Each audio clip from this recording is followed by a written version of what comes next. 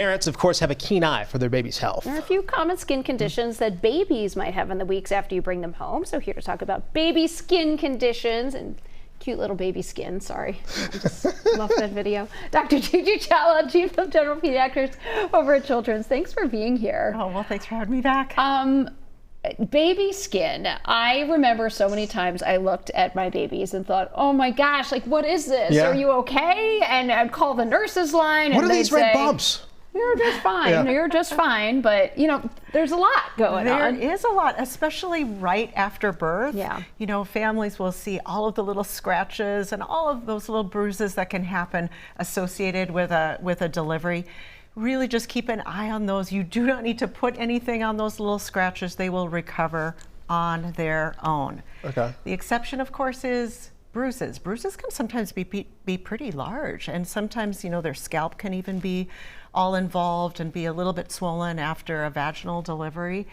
That, as that blood is breaking down and those blood cells are going away, that can leave a residue of jaundice. And so we do want families to always be a little bit more cautious about bruises than scratches. Okay. And so watching for levels of jaundice. Which is also when you have those newborns. I mean, that's why we're bringing them in the first week and checking them out. So I'm thinking like more serious conditions. For example, my son has eczema. That's one thing that was disclosed pretty early after birth. What are other serious skin conditions that you do need to be paying attention of, that you do need to go to the doctor for? Yeah, you know, I think a very common thing that we typically get is families that are worried about blue skin. Yeah. Really with that concern about blue skin, does that mean they're not getting enough oxygen or their hearts aren't working well? A couple things to think through there.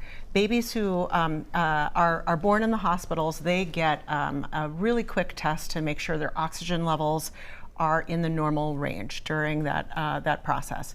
And that already gives us extremely good information about their heart and their lungs, and that all of that is fine. So blue skin, sometimes blue skin of the hands, blue skin of the feet, sometimes even a little bit of blue skin around the lips in a newborn is also still normal. Okay. You can just see all of the capillaries that are under their very thin skin, and that's why you can see it, especially when they cry. Sometimes they look even more blue. But if there is something that is very specifically concerning you, you do need to get that checked out. Really quickly, I just want to follow up. Like, what about kids of color? Will you still notice blue skin with kids of color as well? Yes, you will. It almost looks a little bit purplish, a little bit more purplish than blue, but yes, you do notice it.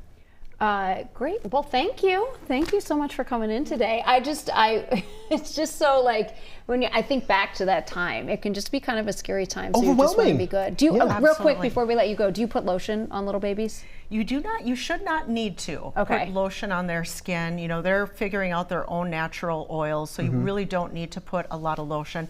If it feels particularly dry, understand that first layer of skin, the one that's been, you know, in utero here for 9 months, that layer is going to all shed off. So you're going to get a lot of scaling right away. But after that, that skin should be really delicate, and you probably don't need to put any kind of moisturizer on it at all. Well, definitely good advice. Thanks.